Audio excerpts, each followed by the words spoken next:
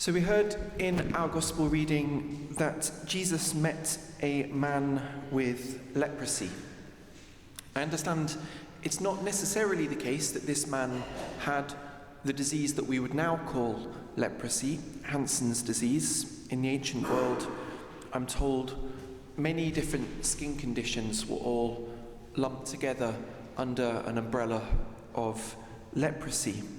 But nevertheless, a diagnosis of leprosy was a social catastrophe. We heard in our first reading, a man infected with leprosy must wear his clothing torn and his hair disordered. He must shield his upper lip and cry, "Unclean, unclean." As long as the disease lasts, he must be unclean, and therefore he must live apart. He must live outside the camp. So as a leper, we can presume that this man would have been cut off from his family, from his friends, from his worship, from the synagogue, from the temple. His diagnosis would have isolated him from other people, and perhaps in his mind, from God. A tragic and miserable situation. Nevertheless, this man, whom everyone else was afraid of, and probably would have wanted to stay far, far away, comes and kneels before Jesus and says, "If you want to, you can cure me. If you want to, you can cure me." It's easy to miss the significance of this. It might sound obvious to you or me that this man should risk coming close to Jesus even though the law tells him not to. It might seem obvious to you and me that Jesus can cure him, but that's only because we know the whole story.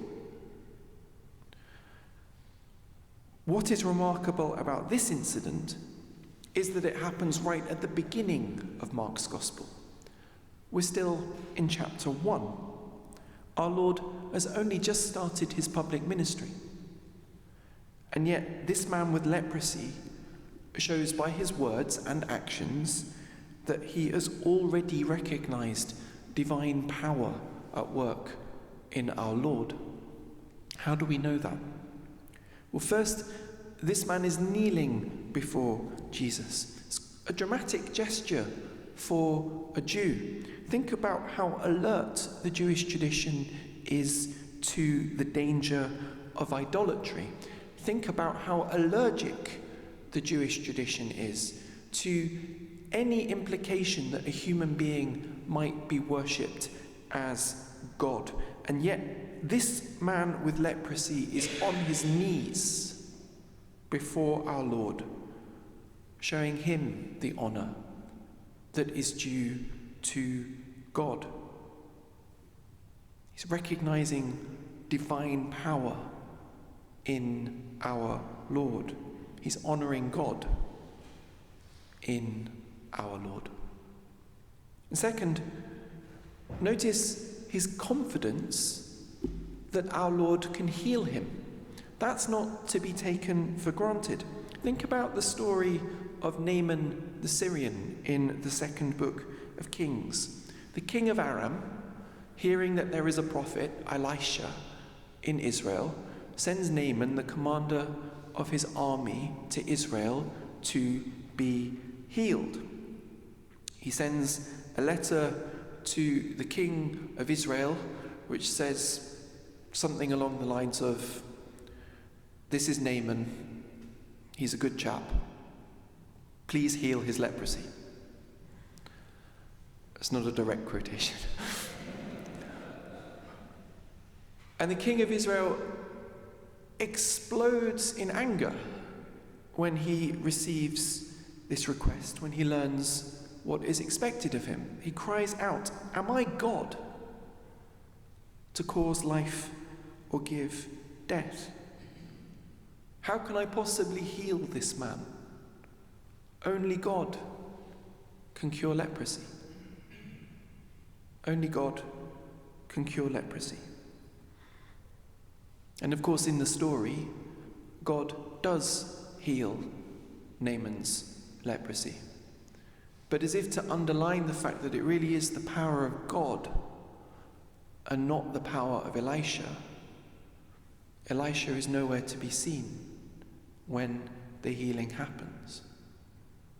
Only God can heal leprosy.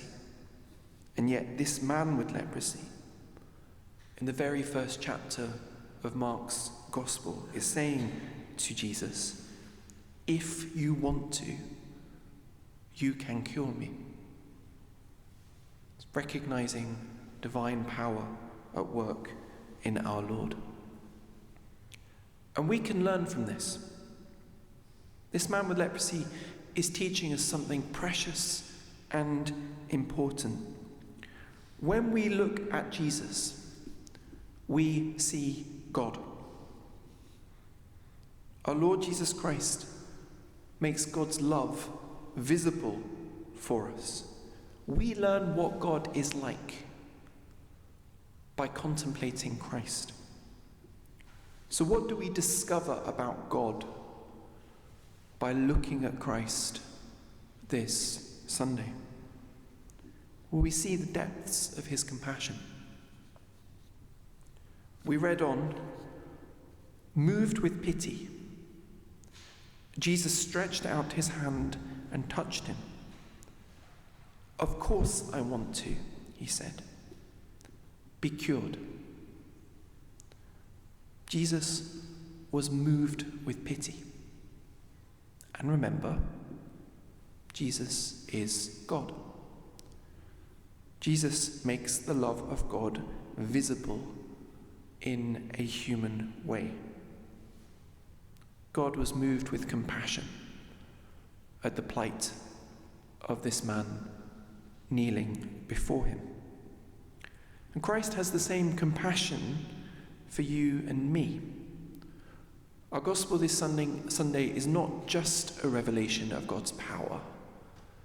It's a revelation of God's mercy. So here's something to think about this week. Some homework. When you kneel before God in prayer, or when you come to confession, how do you imagine God looking at you? Do you imagine God's gaze upon you to be angry, disappointed, cold? Or do you imagine him looking at you in love? If our theology, if our thinking about God is shaped by the scriptures, then we see that our Lord is a God of compassion. God looks at us with pity, even when our souls are sick with the leprosy of sin, even when we might feel ourselves to be revolting to God, to other people, to ourselves. God looks upon us with compassion. In the Eucharist, in confession, in prayer, he reaches out to touch us with his love. And in that love is healing, new life, and power. A leper came to Jesus and pleaded on his knees. "If you want to," he said, "you can cure me." Feeling moved with pity, Jesus stretched out his hand and touched him. "Of course I want to," he said. "Be cured."